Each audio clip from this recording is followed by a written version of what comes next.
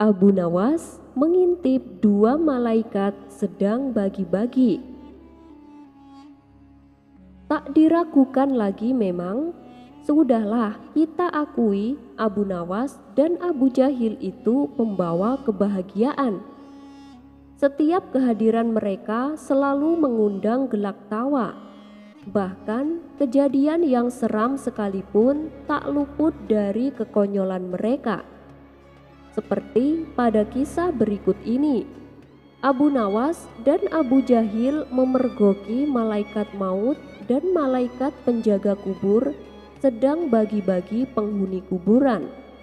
Berikut kisah lengkapnya. Diawali pada suatu malam, ada dua orang pencuri sedang melancarkan aksinya. Mereka mencuri buah kurma di sebuah kebun milik penduduk setempat. Karena mereka berdua sangat lihai, hanya dalam waktu singkat, dengan mudahnya mereka mampu mengumpulkan sekarung buah kurma. Setelah berhasil mencuri buah kurma, mereka segera berlari ke arah kuburan untuk menghilangkan jejak. Tatkala hampir mencapai gerbang kuburan, salah satu pencuri tersandung dan terguling-guling. Akibatnya, dua buah kurma terlontar dari karung, jatuh tepat di depan gerbang kuburan. Tapi karena terburu-buru, mereka pun meninggalkannya begitu saja.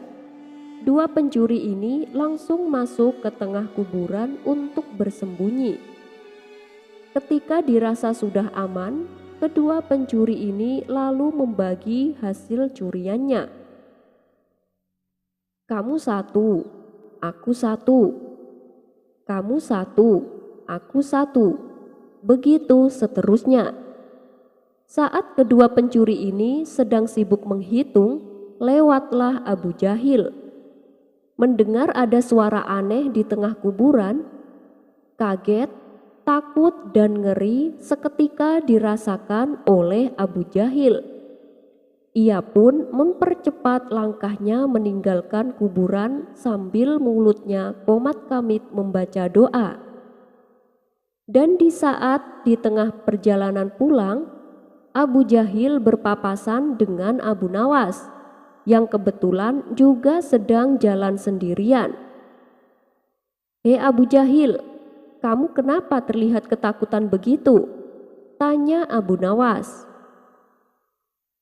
"Itu Abu Nawas, tadi waktu aku lewat kuburan, aku mendengar suara mengerikan," jawab Abu Jahil dengan terpatah-patah. "Ah, mungkin itu hanya perasaanmu saja Abu Jahil," ujar Abu Nawas. "Enggak Abu Nawas, benar. Aku jelas-jelas mendengarnya. Kalau kau tidak percaya, ayo aku antar kamu ke sana," timpal Abu Jahil. Karena penasaran, Abu Nawas pun menuruti ajakan Abu Jahil. Setelah sampai di depan gerbang kuburan, Abu Nawas mendengar suara yang diceritakan oleh Abu Jahil. "Kamu satu, aku satu. Kamu satu, aku satu." Abu Nawas semakin penasaran dibuatnya. Ia pun mengintip area tengah kuburan dari luar pintu gerbang. Namun karena kondisi gelap, sehingga tidak kelihatan dari siapa suara itu berasal. "Abu Nawas, apa mungkin itu suara malaikat maut dan malaikat kuburan? Mereka sedang bagi-bagi jatah jiwa manusia," ucap Abu Jahil. "Aku sendiri juga nggak tahu. Tapi apa iya ya?" jawab Abu Nawas. Tidak lama kemudian, terdengar suara lagi dari tengah kuburan. "Nah, udah selesai. Sekarang tinggal dua yang ada di luar gerbang itu. Siapa yang mau ambil? Kamu atau aku?" "Oh, yang dua itu. Biar aku saja," jawab suara lainnya. Mendengar hal itu, Abu Jahil dan Abu Nawas yang kebetulan sedang berada di luar gerbang kuburan terkejut bukan main.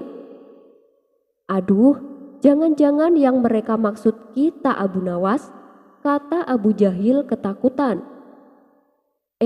Benar juga Abu Jahil, ayo lari," teriak Abu Nawas. Keduanya pun langsung kabur terbirit-birit dengan penuh ketakutan. Dan tak lama kemudian muncul salah satu pencuri menuju gerbang untuk mengambil 2 buah kurma yang jatuh sewaktu mereka masuk ke dalam kuburan.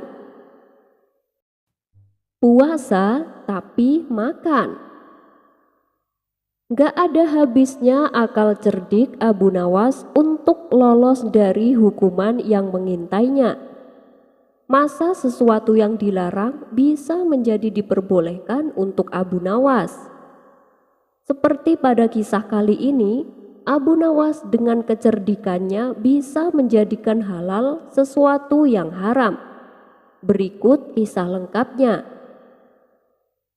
Sudah menjadi suatu kebiasaan, saat menjelang masuknya bulan Ramadan, kota Baghdad menerapkan undang-undang yang hanya diberlakukan saat bulan puasa. Undang-undang tersebut berisi siapa saja yang ketahuan makan atau minum di tempat terbuka saat siang hari akan dikenakan hukuman penjara selama sebulan.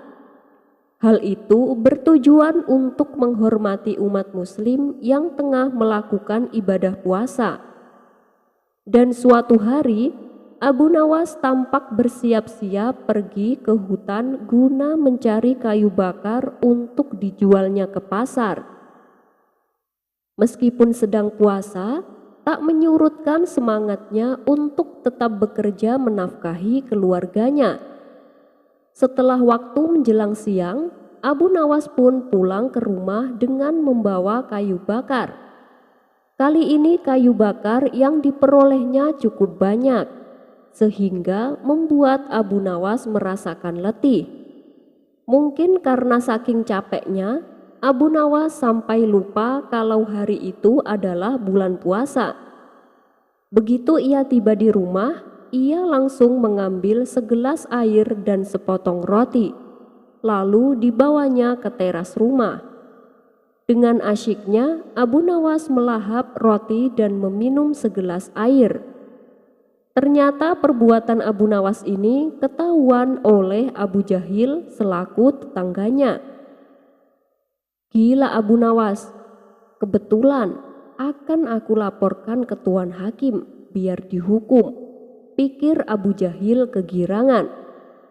Maka pergilah Abu Jahil menuju rumah Tuan Hakim dan mengadukan perbuatan Abu Nawas.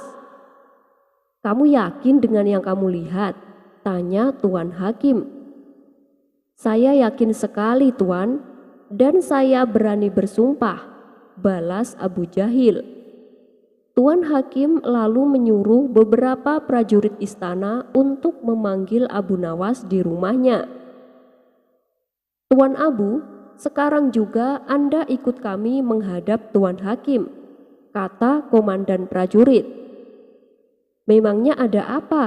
tanya Abu Nawas heran. "Ada yang melaporkan kalau Anda itu telah berbuat kesalahan," jawab komandan prajurit. "Kesalahan apa? Saya nggak merasa melakukan kesalahan," tanya Abu Nawas semakin bingung. "Pokoknya Anda harus ikut kami. Nanti Anda tanyakan sendiri di pengadilan," balas komandan prajurit. Abu Nawas pun akhirnya diseret ke pengadilan dan dihadapkan kepada Tuan Hakim. Sesampainya di sana, ternyata sudah ada Abu Jahil dan Tuan Hakim. "Hei Abu Nawas, apa benar tadi siang kamu makan dan minum di depan rumah?" tanya Tuan Hakim. Mendengar pertanyaan tersebut, barulah Abu Nawas tersadar bahwa ia telah melakukan kesalahan. "Oh iya, aku benar-benar lupa ini bulan puasa," kata Abu Nawas dalam hati. "Abu Nawas," ditanya kok malah bengong. "Apa benar kamu melakukannya?" tanya Tuan Hakim kembali. "Iya, benar Tuan. Tapi dari mana Tuan bisa tahu?" kata Abu Nawas balik bertanya. "Abu Jahil yang melaporkanmu. Dia melihatmu makan dan minum di depan rumah. Kamu kan tahu Abu Nawas, selama bulan puasa ada undang-undang yang melarang makan dan minum pada siang hari, apalagi di ruangan terbuka," tutur Tuan Hakim. "Iya, saya tahu Tuan Hakim," balas Abu Nawas. "Kamu seorang muslim kan? Kenapa kamu melanggar hukum agama dan hukum negara? Hukumanmu bisa menjadi 2 kali lipat Abu Nawas," ujar Tuan Hakim. "Sudah, hukum saja Abu Nawas Tuan Hakim. Paling-paling alasannya karena lupa," timpal Abu Jahil. "Apa alasanmu Abu Nawas? Kalau alasannya karena lupa, saya tetap akan menghukummu. Karena alasan lupa itu bisa saja adalah suatu kebohongan," kata Tuan Hakim. "Kurang ajar Abu Jahil, ternyata dia masih saja mencari-cari kesalahanku," gerutu Abu Nawas. "Tapi namanya saja Abu Nawas. Dengan akal cerdiknya, ia dengan mudah bisa lepas dari hukuman yang akan menjeratnya. Begini Tuan Hakim, saya ini kan seorang musafir, makanya saya makan dan minum saat puasa. Bukankah seorang musafir diperbolehkan membatalkan puasa?" ujar Abu Nawas. "Musafir? Kamu ini bukannya tinggal di sini sudah lama, dan aku tidak pernah melihatmu pergi kemanapun," kata Tuan Hakim. "Ya, coba lihat. Saya ini masih hidup di dunia. Saya ini adalah seorang musafir yang sedang dalam perjalanan menuju akhirat Tuan Hakim," tutur Abu Nawas menjelaskan. Mendengar hal itu, Tuan Hakim hanya terdiam. Begitu juga dengan Abu Jahil. Walhasil, Abu Nawas pun dibebaskan dari ancaman hukuman. Kisah selanjutnya. Dikisahkan, dahulu pada masa Bizantium, sang raja penguasa tengah menderita suatu penyakit yang mematikan. Pihak kerajaan sudah mendatangkan ribuan tabib, bahkan tabib dari negara tetangga pun juga sudah didatangkan. Namun tak ada satupun dari mereka yang berhasil menyembuhkannya. Lalu pihak istana mengirim beberapa utusan ke setiap negeri untuk mencari obat. Salah satu utusan yang dikirim ke negeri timur bertanya kepada penduduk setempat, "Apakah di sini ada orang pintar yang bisa menyembuhkan berbagai penyakit?" Para penduduk lalu menyarankan untuk mendatangi rumah Syekh Al-Ghazali. Setibanya di sana, utusan ini memberitahukan perihal maksud kedatangannya. "Baiklah, nanti aku akan mengutus muridku untuk memeriksa keadaan rajamu," kata Syekh Al-Ghazali. Lalu Syekh Al-Ghazali menunjuk muridnya yang bernama Syekh Arif sebagai perwakilan dirinya. Maka berangkatlah Syekh Arif ke Bizantium bersama utusan kerajaan. Setelah menempuh perjalanan lumayan panjang, sampailah mereka berdua di negeri tersebut. Syekh Arif segera dibawa ke istana dan diperlakukan dengan sangat baik. Raja pun memohon agar Syekh Arif mengobati penyakitnya. Kemudian Syekh Arif menanyakan obat apa saja yang telah diminum sang raja. "Aku sudah meminum macam-macam obat, tapi penyakit saya tak kunjung sembuh," kata sang raja memberitahu. Lantas dengan hati-hati Syekh Arif memeriksa kondisi raja tersebut. Setelah itu ia keluar dari kamar sang raja dan meminta agar semua pejabat istana dikumpulkan. Ketika semua orang-orang terhormat sudah berkumpul di ruang istana, Syekh Arif memberitahu, "Raja kalian sebaiknya menggunakan iman," tutur Syekh Arif. "Raja kami memiliki imam, namun sejauh ini tak memberi hasil," sahut pendeta kerajaan. "Kalau begitu, aku terpaksa memberitahu bahwa hanya ada satu obat di bumi yang bisa menyelamatkan sang raja. Tetapi aku tak mau mengatakannya, sebab obat itu sungguh mengerikan," kata Syekh Arif. "Tolong beritahu kami, Tuan, kalau raja kami bisa sembuh, kami akan memberimu kekayaan," pinta mereka. "Aku tidak butuh kekayaan," balas Syekh Arif. Karena Syekh Arif selalu menolak, mereka akhirnya mengancam akan membunuhnya apabila tak mau memberitahu. "Baiklah, saya akan memberitahu. Obatnya adalah raja kalian akan sembuh bila ia mandi darah," kata Syekh Arif. "Darah apa yang kau maksud?" tanya mereka. "Darah ratusan anak yang berusia kurang dari 7 tahun, jawab Syekh Arif. Sontak mereka pun terkejut mendengarnya. Antara kebingungan dan ketakutan bercampur menjadi satu. Tapi para penasihat kerajaan memutuskan bahwa pengobatan tersebut layak dicoba, meskipun keputusan tersebut mendapat banyak pertentangan, sebab tak sepantasnya mereka melakukan perbuatan keji seperti itu. Belum lagi saran tersebut berasal dari orang asing yang belum tentu akan kebenarannya. Tetapi mayoritas yang hadir menganggap bahwa setiap resiko mesti dihadapi demi menyelamatkan nyawa raja yang sangat dipuja dan dihormati. Setelah mereka sepakat, lalu mereka memberitahukannya kepada sang raja. Tentu saja sang raja terkejut bukan main dan menolak cara pengobatan tersebut. Mendapat penolakan sang raja, seluruh pejabat istana langsung membujuknya. Yang mulia tidak punya hak untuk menolak, sebab penolakan itu akan menghancurkan kerajaan ini, yang bagaimanapun lebih bernilai dari semua rakyatnya, apalagi hanya sejumlah anak kecil, ujar mereka. Akhirnya dengan berat hati sang raja menyetujuinya. Pada keesokan harinya, pihak kerajaan mengumumkan sampai ke pelosok negeri bahwa setiap anak di bawah umur 7 tahun harus dibawa ke istana untuk dikorbankan demi kesembuhan sang raja. Sementara ibu-ibu dari anak-anak yang dirampas mengutuk perbuatan rajanya, sebab ia telah menjadi monster yang meminta darah anak-anak mereka untuk keselamatan dirinya. Tetapi beberapa di antara mereka berdoa agar raja bisa sembuh. Sebelum tiba waktu penyembelihan anak-anaknya, ketika anak-anak kecil mulai dikumpulkan, jumlahnya masih belum memenuhi syarat. Yang terkumpul hanya 98 anak. Sang raja yang menyaksikan hal itu jantungnya berdebar kencang, hatinya pun sangat terguncang. "Mana mungkin aku bermandikan darah mereka? Mereka hanya anak-anak kecil yang tak berdosa," batin sang raja.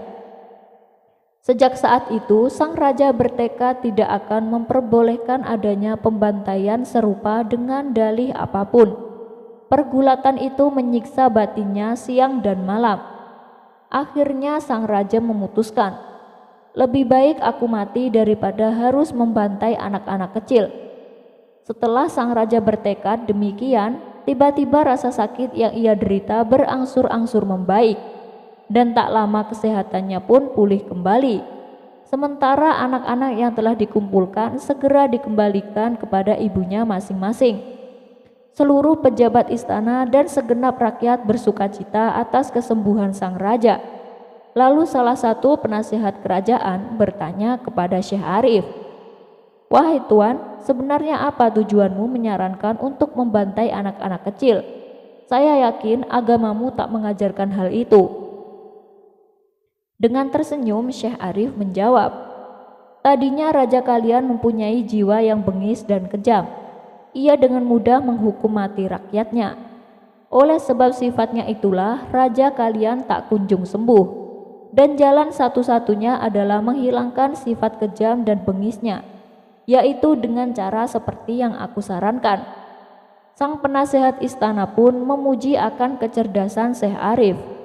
Cerita ini dinukil dari buku Kisah Bijak Para Sufi karya Idrisah. Roti penolak miskin.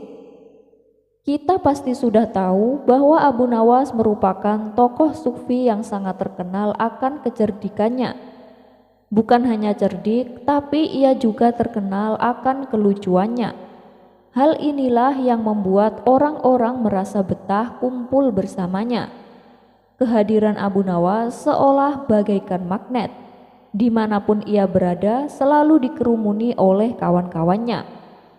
Dan ternyata di balik tingkah lucunya, Abu Nawas juga merupakan sosok yang sangat dermawan.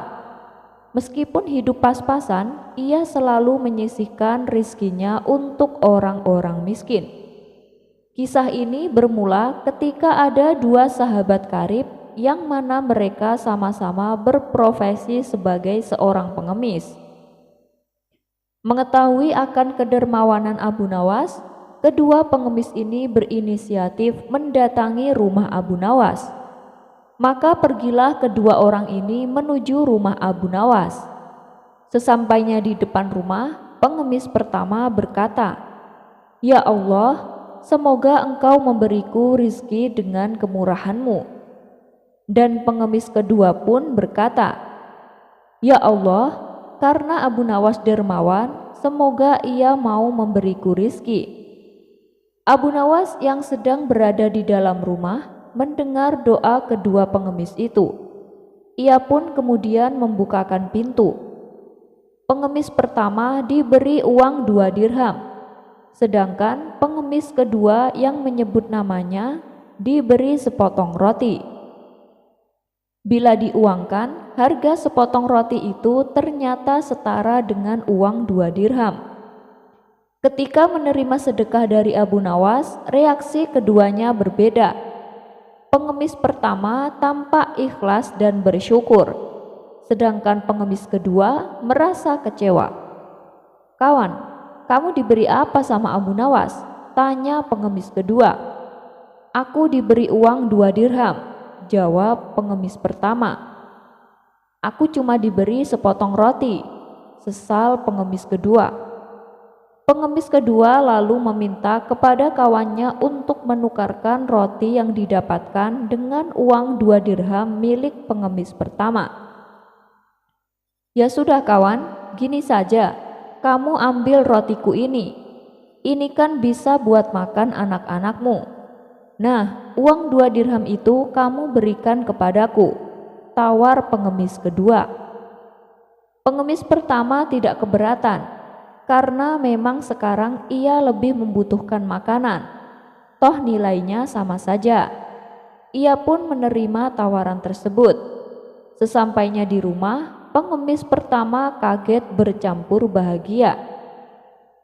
Karena ternyata saat ia membuka bungkusan roti, ia mendapati uang 100 dinar. Ternyata Abu Nawas sengaja menyelipkan uang itu di bungkusan roti. Dan pada hari berikutnya, hal itu pun terjadi kembali. Pengemis kedua menawarkan rotinya lagi. Karena pengemis pertama sudah mengetahui apa yang ada di dalam roti tersebut, ia pun dengan girang menyetujuinya. Begitulah seterusnya sampai sebulan lamanya. Pengemis pertama yang kini sudah mempunyai uang banyak, tak lagi menjalani profesinya sebagai pengemis. Ia gunakan uang tersebut untuk modal usaha. Sedangkan pengemis kedua masih tetap menjalani job desk-nya sebagai pengemis. Hingga pada suatu hari, saat dia kembali mengemis di rumah Abu Nawas bertanya kepadanya, "Emang belum cukup yang aku berikan kepadamu kemarin-kemarin itu?" Dengan sedikit bingung, pengemis kedua menjawab, "Loh, tiap hari Tuan kan hanya memberiku sepotong roti. Terus aku jual saja roti itu kepada kawanku seharga 2 dirham.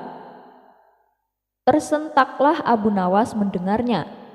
Tapi karena peristiwa tersebut, Abu Nawas mendapatkan pelajaran yang sangat berharga. Dalam hati Abu Nawas berkata, "Waktu pertama kali kedua pengemis itu datang ke rumahku, pengemis pertama berdoa mengharap kemurahan Allah. Maka Allah pun memberikan rizki dan kemurahan kepadanya. Sedangkan pengemis kedua berdoa mengharap kemurahanku, maka Allah haramkan pengemis kedua atas pemberianku, walaupun aku ingin memberinya. Sungguh ini membuatku sadar bahwa Sang Pembuat takdir tak dapat terkalahkan, dan Dia Maha Kuasa atas segala sesuatu." Serangan sop kambing. Setiap kali ada tetangga yang mengadakan pesta, biasanya Abu Jahillah yang paling rakus. Tanpa rasa malu, ia makan semua hidangan yang ada di atas meja. Bahkan, ia pernah sampai menyembunyikan makanan di dalam kantong bajunya. Perbuatan ini membuat tamu-tamu yang lain merasa risih. Tapi oleh Abu Nawas dijadikan kesempatan untuk mengerjai Abu Jahil. Dan peristiwa itu sudah sering sekali terjadi. Dimanapun tempat yang mengadakan acara pesta, lalu Abu Jahil menunjukkan sifat rakusnya. Dan disitulah Abu Nawas langsung mengerjainya. Tentu saja ulah konyol Abu Nawas ini membuat tamu yang hadir tertawa terpingkal-pingkal. Sementara Abu Jahil yang sering jadi bahan tertawaan menyimpan rasa dendam kepada Abu Nawas. Ia pun berniat ingin membalas perbuatannya. Hingga pada suatu ketika, Tuan Hamid yang merupakan tetangga mereka hendak mengadakan pesta syukuran. Semua tetangga diundang untuk makan malam, termasuk Abu Jahil dan Abu Nawas. Ini kesempatan yang tepat untuk membalas Abu Nawas, pikir Abu Jahil. Ketika hari sudah menunjukkan malam, Abu Jahil pun berangkat ke rumah Tuan Hamid untuk menghadiri jamuan makan malam. Sesampainya di sana, ternyata para tamu undangan sudah duduk berkumpul di depan meja yang besar. Di situ nampak juga Abu Nawas yang sedang duduk sambil ngobrol bersama tamu yang lain, sembari menunggu hidangan yang akan disajikan. Abu Jahil lalu menghampiri mereka. Ia sengaja mengambil tempat duduk yang bersebelahan dengan Abu Nawas. Melihat kedatangan Abu Jahil, Abu Nawas pun menyapanya. "Wahai Abu Jahil, tumben datangnya telat. Biasanya kamu yang paling pertama." Celetuk Abu Nawas menggodanya. Semua tamu yang hadir spontan tertawa mendengarnya. Namun Abu Jahil tetap tenang. Ia tak terpancing dengan ledekan Abu Nawas. Tidak berapa lama, datanglah sop kambing yang sangat lezat dan menggugah selera. Setelah sop kambing tersebut diletakkan di atas meja makan, tibalah waktunya untuk menyantap hidangan. Abu Jahil yang biasanya paling pertama mengambil makanan, memilih untuk tetap tenang. Ia hanya memandangi para tamu yang tengah asyik mengambil sop kambing. Begitu juga dengan Abu Nawas. Ia terlihat sangat antusias mengambil sop kambing di meja makan. Lalu ia menyantapnya dengan sangat lahap. Mungkin karena sedang lapar, Abu Nawas sampai beberapa kali menambah porsinya. Melihat tingkah Abu Nawas ini, terbesit di benak Abu Jahil untuk membalaskan dendamnya. Ia pun mengejek Abu Nawas. "Wah Abu Nawas, kamu seperti serigala yang kelaparan saja. Atau barangkali kamu dendam ya sama kambing itu, sampai-sampai kamu sangat semangat untuk menghabisi sop kambing." Olok Abu Jahil. Para tamu undangan langsung tertawa mendengar ucapan Abu Jahil. Abu Nawas yang baru tersadar kalau dirinya menjadi bahan tertawaan, segera membalas ejekan Abu Jahil. Abu Jahil, sop kambing ini lezat sekali loh. Kenapa kamu tidak memakannya? Biasanya kan kamu yang paling pertama dan yang paling banyak makannya. Atau jangan-jangan kamu dibesarkan oleh induk kambing ini ya? Dan kambing ini juga yang menyusuimu waktu kecil ya? Makanya kamu tidak tega untuk menyantap dagingnya. Balas Abu Nawas. Mendengar ucapan Abu Nawas, para tamu yang hadir tertawa terpingkal-pingkal. Bahkan tertawa mereka lebih kencang dari sebelumnya. Sementara Abu Jahil seketika berubah memerah menahan emosi.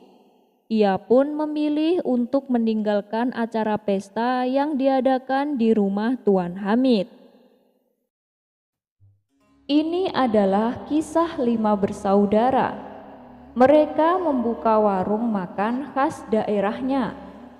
Yang bikin unik adalah mereka menganut falsafah 100% pembeli adalah raja. Pembeli diperlakukan penuh hormat dan agung layaknya raja dan ratu. Iklan promosi tersebut kontan saja menyebar ke seluruh antero negeri Baghdad. Suatu hari, datanglah rombongan pejabat kerajaan makan di warung tersebut.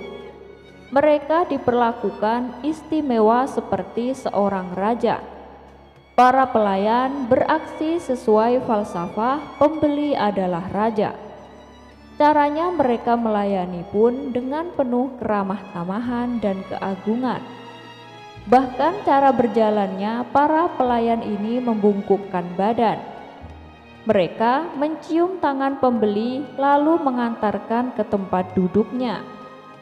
Makanan dan minuman dihidangkan di atas meja dengan amat perlahan, bahkan nyaris tanpa suara. Bahkan hewan peliharaan, pengemis, dan serangga diawasi dengan seksama jangan sampai mendekati pembeli yang sedang hikmat menyantap makanan.